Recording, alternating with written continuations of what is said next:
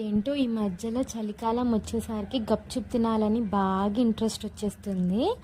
So ఇక వెంటనే గప్చుప్ తినాలి అనేసి డిసైడ్ అయిపోయి మేము ముగ్గురం బయటికి వెళ్ళాము గప్చుప్ తిందామనేసి. అలాగే చిన్న చిన్న పండ్లు ఉండే బయట మఫ్లర్ కొనాలని ఉండే పాపకి ఇన్ను నాకు. సో ఆలోపు గప్చుప్ తినేసి తర్వాత అక్కడికి వెళ్ళిపోదాం అనుకున్నాము. సో ఇక్కడికి వచ్చి చూసేసరికి చాలామంది ఉండే. సో ఫాస్ట్గా తినేసి బయలుదేరినాము. సో చాలా ట్రాఫిక్ ఉంది. ఇది బాగుంది కదా, ఇది తీసుకుందామా? ఇది అడుగు ఒకటి.